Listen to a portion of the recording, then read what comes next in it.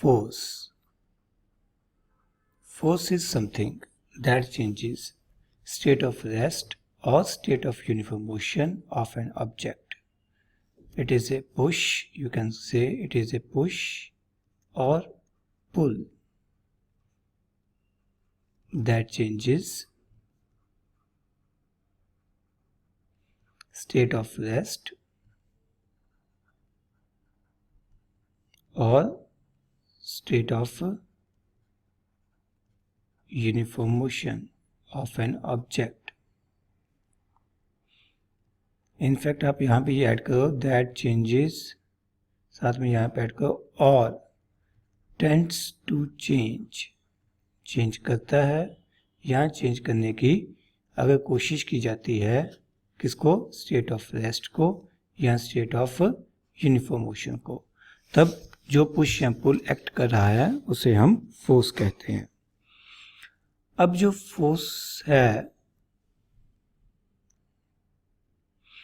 जो फोर्सेस हैं, basically this represent interaction of two objects, interaction of two objects. जब दो ऑब्जेक्ट एक दूसरे के साथ इंटरेक्ट करते हैं तब फोर्स लगती है, और इस इंटरेक्शन के लिए फिजिकल कांटेक्ट का होना, आपस में जुड़े होना जरूरी नहीं है, जुड़ा हो भी सकता है और नहीं भी। नो फिजिकल कांटेक्ट रिक्वायर्ड, ठीक है, इट मे बी देयर और मे नॉट बी देयर, ठीक है। जैसे अगर हम एग्जांपल लेते हैं, ग्रेविटेशनल फोर्स जो है उसके लिए कोई फिजिकल कांटेक्ट की जरूरत नहीं पड़ती। इलेक्ट्रोस्टैटिक फोर्सेस जो है या मैग्नेटिक फोर्सेस हैं, इनके लिए दो पार्टिकल्स दूर से ही इंटरेक्ट कर जाते हैं, एक दूसरे को अट्रैक्ट या रिपेल कर सकते हैं, पॉजिटिव और नेगेटिव चार्जेस। इनका आपस में कांटेक्ट जरूरी नहीं है, ये दूर से ही एक दूसरे को अट्रैक्ट करेंगे, ठीक है। नॉर्थ पोल, साउथ पोल और इधर एक साउथ पोल है, तो ये दूर से ही बिना फिजिकल कांटेक्ट के ही एक दूसरे को रिपेल करेंगे। दो बॉडीज हैं, एक का मास m1, एक का मास m2, बिना फिजिकल कांटेक्ट के ही ये एक दूसरे को अट्रैक्ट करेंगी। अब कुछ ऐसी फोर्सेस भी हैं जिनके लिए फिजिकल कांटेक्ट की जरूरत पड़ती है, ठीक है। जैसे अगर हम नॉर्मल रिएक्शन की बात करें तो नॉर्मल रिएक्शन के लिए फिजिकल कांटेक्ट की जरूरत पड़ेगी। नॉर्मल रिएक्शन सबको याद होगा। सेकंड, अगर मैं बात करूं फ्रिक्शन, तो फ्रिक्शन के लिए भी हमें फिजिकल कांटेक्ट की जरूरत पड़ती है। हमें ये बात पता है कि force is a vector quantity. अगर फोर्स वेक्टर है तो it means that it should follow vector addition. Means अगर किसी बॉडी के ऊपर एक से ज़्यादा फोर्सेस लग रही हैं तो net force will be given by vector sum of all forces. और अगर सिर्फ दो फोर्सेस की बात करनी हो तो हम लोगों ने जो वेक्टर्स में स्टैंडर्ड फार्मूला पढ़ रखा है, f1 square plus f2 square plus 2 f1 f2 cos theta, इसे हम डायरेक्ट अप्लाई कर सकते हैं with theta is angle between f1 force and f2 force. f1 force and f2 force के बीच में जो एंगल है वो थीटा है। और इन दोनों का अगर रिजल्टेंट निकालना हो तो आप कैसे निकालोगे? रिजल्टेंट निकालने के लिए आपके पास रिजल्टेंट की डायरेक्शन निकालने के लिए हमारे पास यहाँ पे फार्मूला रहता है जो हमने वेक्टर्स में पढ़ा हुआ है, beta tan beta. tan beta क्या होता है? f2 sin theta upon f1 plus f2 cos theta. ये बताने की ज़रूरत नहीं है, मेरे ख्याल से वैसे ही आप लोगों को याद होगा। ओके, अब सिचुएशन ये हो सकती है कि किसी बॉडी के ऊपर फोर्स लग रही है but still body is in equilibrium. कैसा हो सकता है कि फोर्स लग रही है और body is in equilibrium? Answer is yes, possible है, provided net force on a given body is 0। Means एक से ज़्यादा फोर्सेस लगेंगी, अकेली एक फोर्स होगी तो कभी भी बॉडी इक्विलिब्रियम में नहीं हो सकती। जैसे इस एग्जांपल में अगर बॉडी रेस्ट पर है तो इसके ऊपर दो फोर्सेस लग रही है, mg एंड r। ठीक है, अब mg is equal to r, यानी कि net force on this body is 0 which represent condition of equilibrium. ठीक है, अब अगर ये बॉडी रेस्ट पर है, if speed of this body is 0 या velocity of this body is 0, तब जो इक्विलिब्रियम होगा that will be called static equilibrium. But अगर ये बॉडी कांस्टेंट वेलोसिटी से चल रही है, तब जो इक्विलिब्रियम होगा वो होगा डायनामिक इक्विलिब्रियम।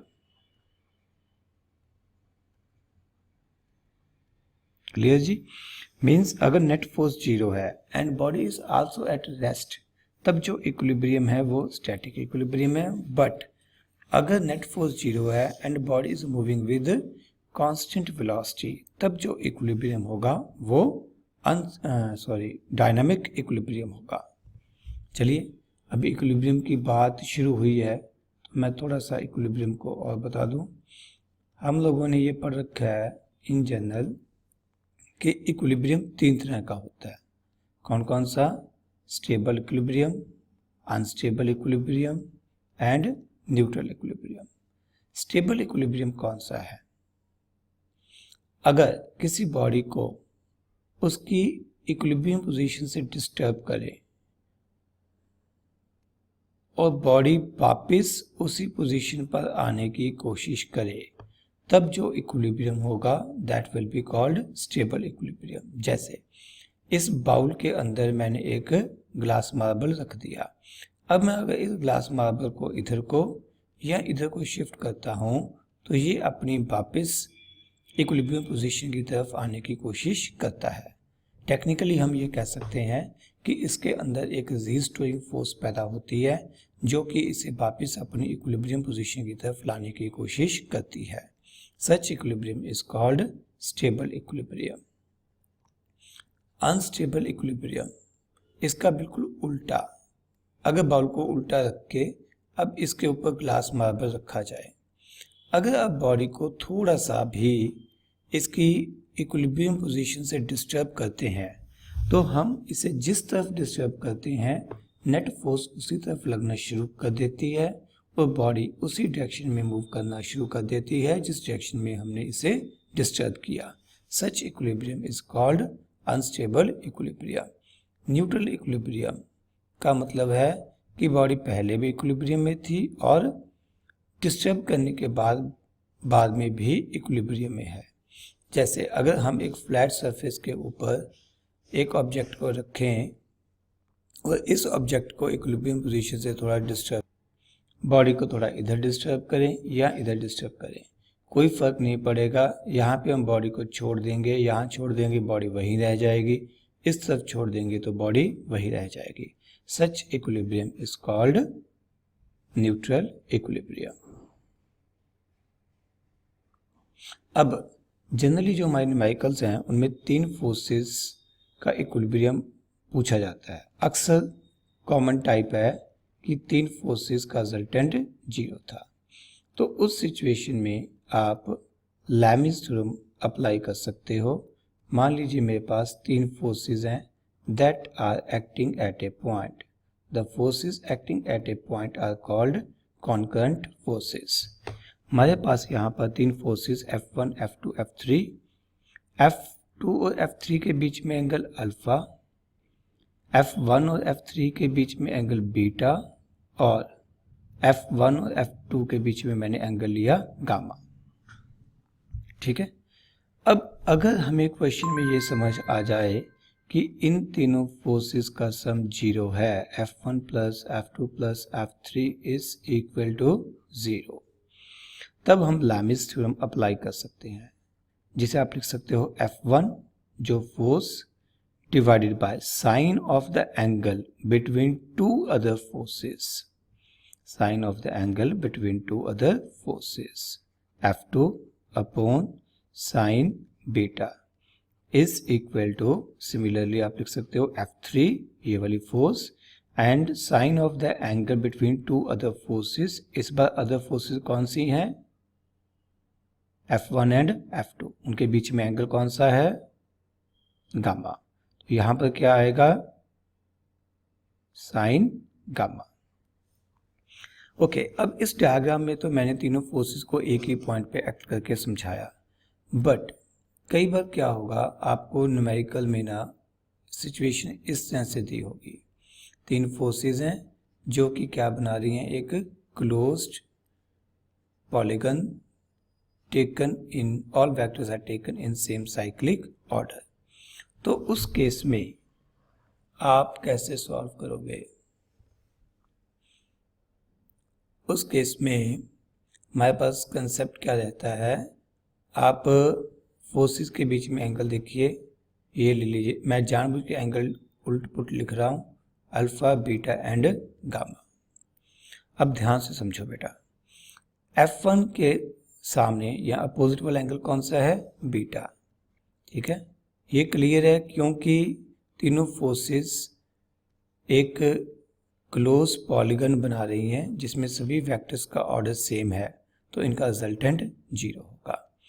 अब आप यहाँ पे लिख सकते हो F1 अपॉन साइन बीटा, ये फोर्स और सामने अपोजिट वाला angle is equal to F2 upon sine, F2 के opposite gamma is equal to F3 upon sine alpha. Clear? Okay, actually ये ना एक स्टेप यहाँ पे स्किप किया गया है। लॉजिकली जब मुझे F1 के लिए देखना था तो एंगल देखना था बिटवीन F2 एंड F3। अब दो वेक्टर्स के बीच में एंगल देखने का तरीका क्या होता है कि टेल के ऊपर टेल होनी चाहिए। तो एक्चुअली इन दोनों वेक्टर्स के बीच में एंगल कितना है, sign 180 minus alpha.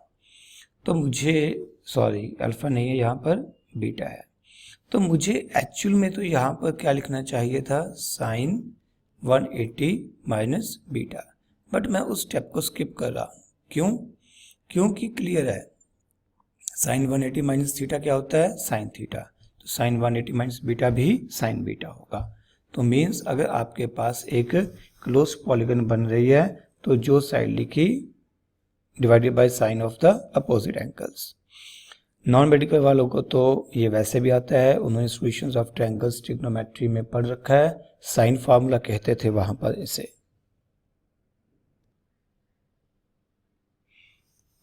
Newton's laws of motion.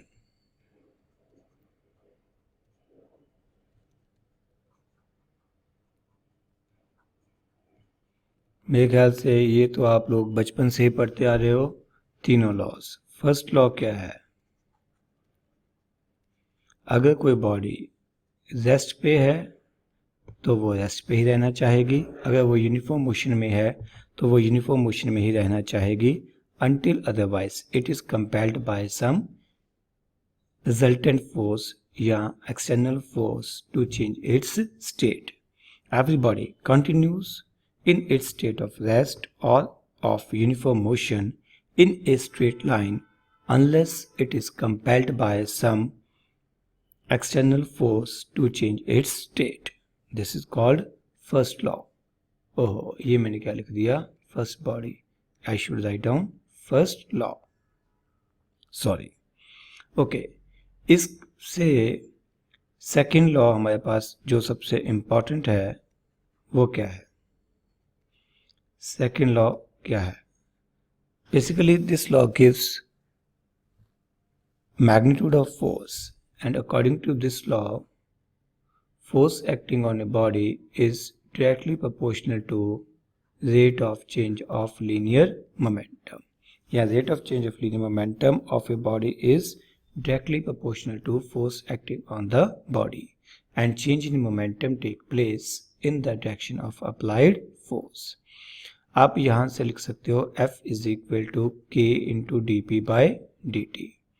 यहाँ पर के क्या है, कांस्टेंट ऑफ प्रोपोर्शनैलिटी, इसकी वैल्यू कम 1 होती है तो F की वैल्यू बन जाती है D p by d T. ये मोस्ट फंडामेंटल रिलेशन है फोर्स के लिए। अब देखो बेटा, लीनियर मोमेंटम का फॉर्मूला होता है m इंटू वी। ओके, अब मोस्ट ऑफ द टाइम तो मास कांस्टेंट होता है, बट क्योंकि हम यहाँ पर कंपटीशन की बात कर रहे हैं तो मैं जनरल डिस्कशन करूँगा। मैं इसे ऐसे लिख सकता हूँ m into d v by d t, product rule apply करूँगा, फिर v into d m by d t. एक बार m को कांस्टेंट रख के बाहर कर लिया, एक बार v को लग कर लिया। Okay, d v by d t rate of change of velocity represent acceleration, तो m इंटू ए आ जाएगा, is equal to v into d m by d t. अब मोस्ट ऑफ द केसेस में हमारे पास m की value constant रहती है, मास किसी बॉडी का कांस्टेंट रहता है। जब मास कांस्टेंट है तो ये टर्म 0 हो जाएगी, यानी कि उस केस में f की वैल्यू m इंटू ए हो जाएगी।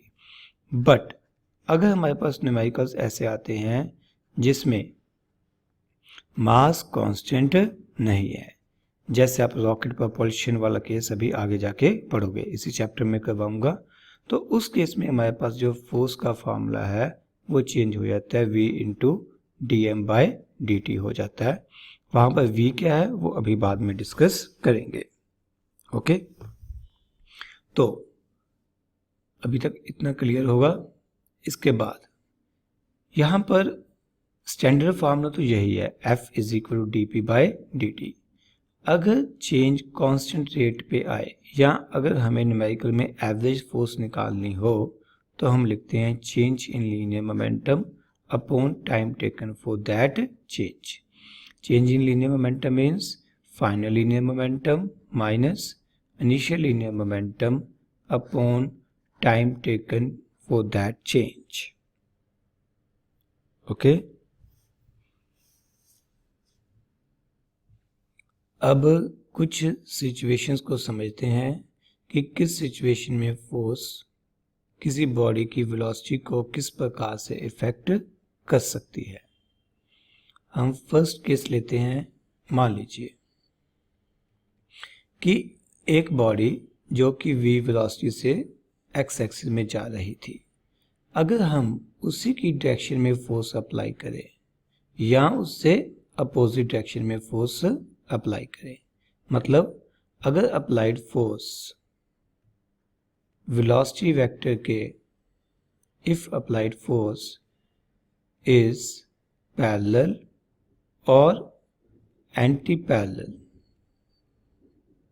To direction of motion of the object velocity, तो क्या होगा। इस केस में अगर मैं पहला ये सिचुएशन लूँ कि जिस तरह वेलोसिटी थी उसी तरह फोर्स थी, तो पार्टिकल की वेलोसिटी बढ़ेगी, पार्टिकल में पॉजिटिव एक्सेलरेशन आएगी, but there will be no change in direction. और यहाँ पर अगर इस सिचुएशन और इसकी बात करूँ, यानी कि अप्लाइड फोर्स और वेलोसिटी की डायरेक्शन अपोजिट है, तो उस केस में क्या होगा, पार्टिकल की वेलोसिटी पहले कम होगी, फिर 0 हो जाएगी और फिर पार्टिकल फोर्स की अप्लाइड डायरेक्शन में ही मूव करना शुरू कर देगा। मीन्स इस केस में पार्टिकल चलेगा तो स्ट्रेट लाइन में ही, बट सिर्फ उसकी डायरेक्शन अपोजिट हो सकती है, जैसा कि हमने एक फ्रीली फॉलिंग ऑब्जेक्ट के केस में बात की थी कि अगर हम किसी ऑब्जेक्ट को ऊपर को फेंके तो mg ग्रेविटेशन फोर्स नीचे को लगती है, ऊपर जाते हुए फोर्स नीचे की थी, स्पीड कम हुई, वेलोसिटी कम हुई, फाइनली वेलोसिटी 0 हुई और बाद में वेलोसिटी की डायरेक्शन चेंज हो जाती है। तो अभी यहाँ पे हमें क्या समझना है कि अगर अप्लाइड फोर्स पैरेलल या एंटी पैरेलल हो v के, तो पार्टिकल जो है it will move in straight line, particle will always move in straight line, ठीक है। Its direction will not change if force is parallel to v, but its direction may change may change if V is anti-parallel to, F is anti-parallel to V. Second case, अगर applied force और velocity के बीच में angle 90 degree हो तो अब जो force है it can only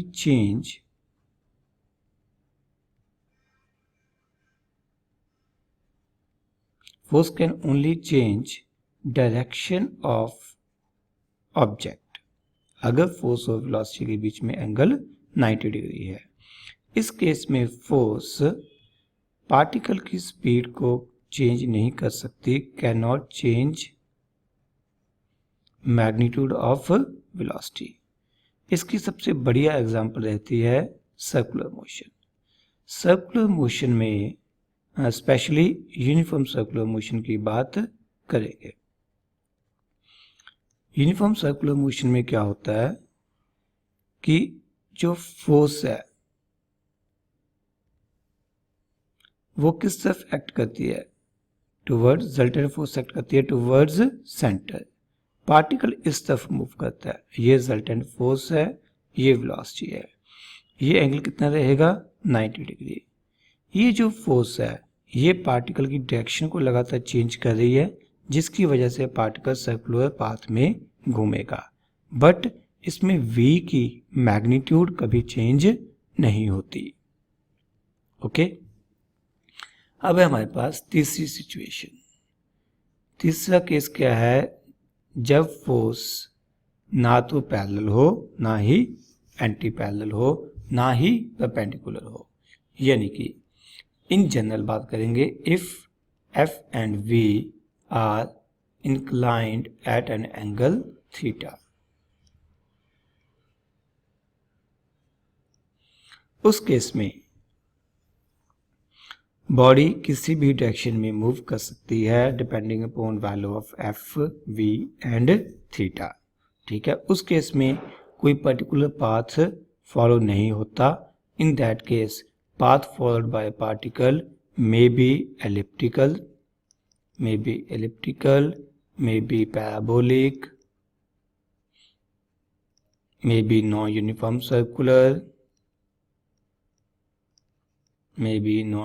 circular, or may be hyperbolic. Anything may be hyperbolic. तो कंसेप्ट को ध्यान से समझो बच्चे। इस केस में जो फोर्स और V है वो किसी एंगल पे इंक्लाइंड है। अब इस फोर्स के दो कंपोनेंट्स हो सकते हैं, लॉजिक समझना भी। ये कंपोनेंट कितना आएगा F cos थीटा, इस तरफ कंपोनेंट कितना आएगा F sin थीटा। जो कंपोनेंट F cos थीटा है वो V के पैरेलल है, वो इसकी स्पीड को चेंज करेगा, और जो component F sin theta V के परपेंडिकुलर है वो इसकी डायरेक्शन को चेंज करेगा। यानी कि इस केस में जो फोर्स है वो दोनों काम करेगी, पार्टिकल की वेलोसिटी की मैग्नीट्यूड को भी चेंज करेगी एज वेल एज उसकी डायरेक्शन को भी चेंज करेगी। Okay, and now we have Newton's third law of motion.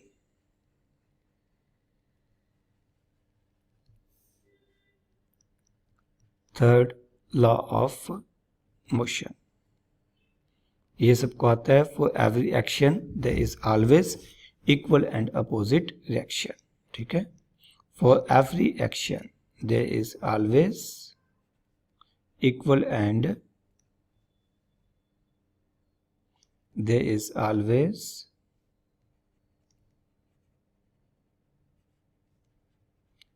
Equal and opposite reaction. But ये ध्यान रखना है, action and reaction can never cancel out each other as they act on two different bodies. Means example से समझते हैं। मान लीजिए मेरे पास ये एक टेबल है, टेबल के ऊपर ये बुक रखी हुई है, बुक का वेट mg डाउनवर्ड डायरेक्शन में एक्ट कर रहा है, बुक का वेट डाउनवर्ड डायरेक्शन में mg एक्ट कर रहा है। ये टेबल इस बुक को दे रहा है रिएक्शन। तो कंसेप्ट क्या है, ये जो रिएक्शन है ये किसके ऊपर एक्ट किया, बुक के ऊपर, ठीक है ना। जो एक्शन हुआ वो किसके ऊपर हुआ था, टेबल के ऊपर। तो टेबल के ऊपर एक्शन हुआ, बुक के ऊपर रिएक्शन हुआ, दोनों फोर्सेस अलग अलग बॉडीज के ऊपर लगी, इसीलिए ये एक दूसरे को कैंसिल आउट नहीं कर सकती। हाँ, वो बात अलग है अगर आप टेबल और बुक को एक सिंगल सिस्टम मान लो तो उस केस में ये दोनों इंटरनल फोर्सेस बन जाएंगी and hence will cancel out each other. But in general हम यही कहते हैं कि action and reaction never cancel out each other as they act on different bodies. Third law of motion को वेक्टर फॉर्म में लिखने का या मैथमेटिकल फॉर्म में लिखने का तरीका क्या होता है, F A B is equal to minus of F B A. Okay, एक चीज ध्यान रखनी है, दुनिया में जितनी भी फोर्सेस एग्जिस्ट करती हैं सभी एक्शन रिएक्शन पेयर बनाती हैं, चाहे वो ग्रेविटेशन फोर्स हो, चाहे वो इलेक्ट्रोस्टैटिक फोर्स, चाहे मैग्नेटिक फोर्स, चाहे नॉर्मल रिएक्शन, चाहे फ्रिक्शन, चाहे कोई और फोर्स है, सभी फोर्सेस हमेशा एक्शन रिएक्शन पेयर बनाएंगी।